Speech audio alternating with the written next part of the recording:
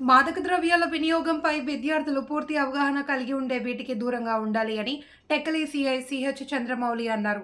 ఈ మేరకు నౌపాడ ప్రభుత్వ ఉన్నత పాఠశాలలో డ్రగ్స్ మరియు మైనర్ల డ్రైవింగ్ పై అవగాహన సదస్సు నిర్వహించారు.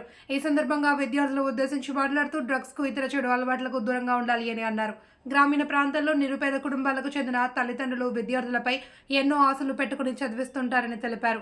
తల్లిదండ్రుల ఆశయాలకు అనుగుణంగా విద్యార్థులు ఉన్నత చదువులు చదివి ఉద్యోగాలు సాధించాలి అని పిలుపునిచ్చారు.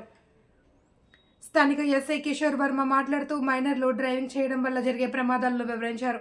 అంతేకాకుండా ప్రమాదాలు జరిగితే తల్లిదండ్రులపై కేసులు ప్రభావం 10,000 రూపాయల ఫైన్ కూడా పడే అవకాశం ఉందని తెలిపారు.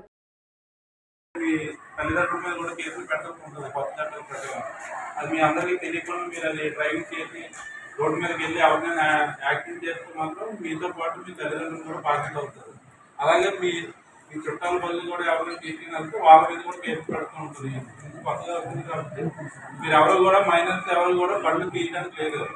బళ్ళు తీయాలంటే ఖచ్చితంగా 18 సంవత్సరాలు ఉండాలి. మీరు లైసెన్స్ వచ్చే వరకు కూడా ఎవరు బళ్ళు తీయడానికి వీల్లేదు. అలా కాకుండా ఎవరైనా తీస్తే వాళ్ళకి కేసులు అవుతాయి. తర్వాత ఫైన్ అమౌంట్ కూడా పెరిగింది. 10,000 వరకు ఫైన్ పడుతుంది ఎవరైతే యాక్సిడెంట్ చేస్తారో వాళ్ళకి.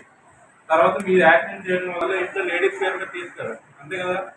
ఏదో కొంచెం అందరికీ సెంటిమెంట్ ప్రకారం అలా మదర్ పేరు మీద సిస్టర్ పేరు మీద తీస్తారు. మీరు చేసిన తప్పుకు వాళ్ళు కూడా తర్వాత కేసులు ఎదుర్కోవాల్సి వస్తుంది. వాళ్ళకి కనీసం బైకులు తెలియదు కూడా వాళ్ళకి, కానీ వాళ్ళ పేరు మీద ఉన్నందున వాళ్ళకి కూడా శిక్షార్హులు అవుతారు.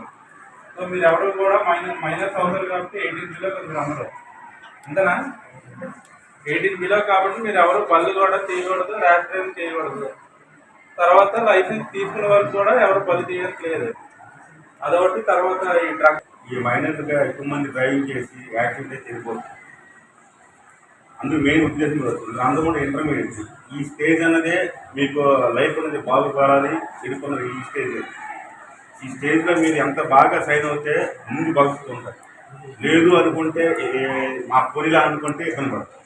మీకు ప్రతి ఒక్క తల్లిదండ్రులు ఎంతమంది వ్యవసాయదారులు ఉన్నారండి? తల్లిదండ్రులు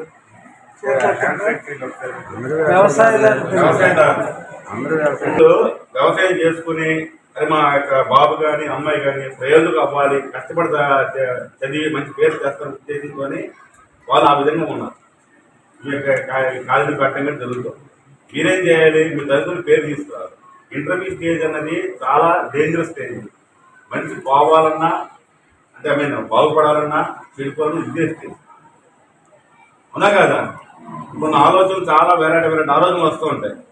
దాంతోపాటు ఇప్పుడు వచ్చి మా దగ్గర సెల్ ఫోన్, ప్రతి ఒక్కరు సెల్ ఫోన్. ఆ సెల్ ఫోన్ చూసుకుని పక్కన ఏమైనా అనవసరం.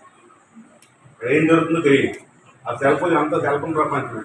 సెల్ ఫోన్లు 2 ఉన్నాయండి. ఒకటి మంచి ఉంటుంది, 2 చెడు ఉంటుంది.